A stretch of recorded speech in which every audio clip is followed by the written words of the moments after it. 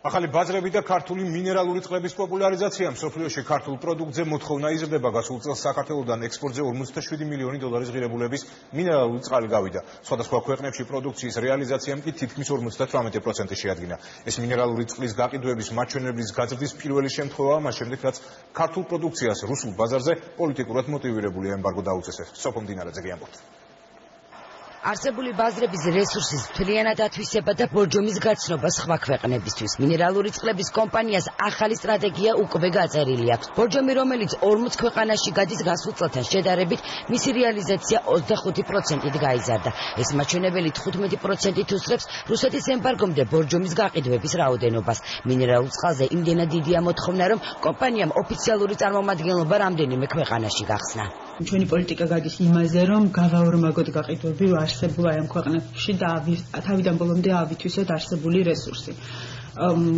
ასევე კიდევ კარგი ინფორმაცია არის ის, რომ ყოფილი საბჭოთა კავშირის ტერიტორიაზე, ანუ DST და პლუს ბალტიისპირეთის ქვეყნები, ბორჯომი არის ნომერ პირველი ბრენდი იმპორტირებული მინერალური წყლის სეგმენტში.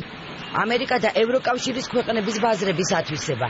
სააქციო საზოგადოება წყალიმარგებელი მომდევნო წლების განმავლობაში ნაფეღლავისა და სასმელი წყლის რეალიზაციას სწორედ აგვიგმავს.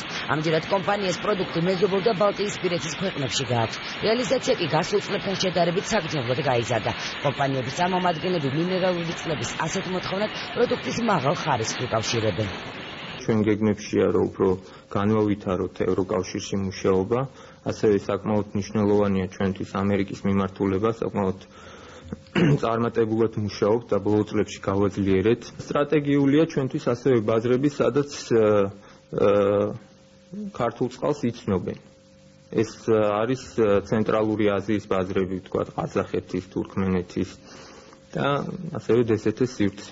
კვლევა მაჩვენა, რომ 2011 წელს ექსპორტზე 47 მილიონი დოლარის ღირებულების მინერალური წყალი გავიდა და რეალიზაცია მთლიანობაში თითქმის 58% შეადგინა. სოფლის მეურნეობის სამინისტროში ამბობენ, რომ რუსული ემბარგოს შემდეგ ქართული წყლის რეალიზაციის ასეთი მაღალი მაჩვენებელი წელს პირველად დაფიქსირდა. საკმაოდ კარგია, თვასე გავაგრძელებთ, ჩვენ ალბათ ვფიქრობთ, რომ კიდე წლის ბოლომდე გაგვეზრდება 20%-ით მაინც ექსპორტი წყლის. ჩვენი პრიორიტეტული ბაზრები და სადაც მოთხოვნა იზრდება ქართულ წყლებზე არის უკრაინა, ყაზახეთი, ლიტვა, ლატვიაც, ისრაელიც. და აგრეთვე არის სხვა ქვეყნებით, მაგრამ ამ ქვეყნებში განსაკუთრებული მოთხოვნა არის ქართულ წყლებზე. სოფლის მეურნეობის სამინისტრო უკვე მუშაობს გეგმაზე, რომელიც ქართული მინერალური წყლის პოპულარიზაციას, ცნობადობის გაზრდას და ახალი ბაზრებზე გასვლას ითვალისწინებს.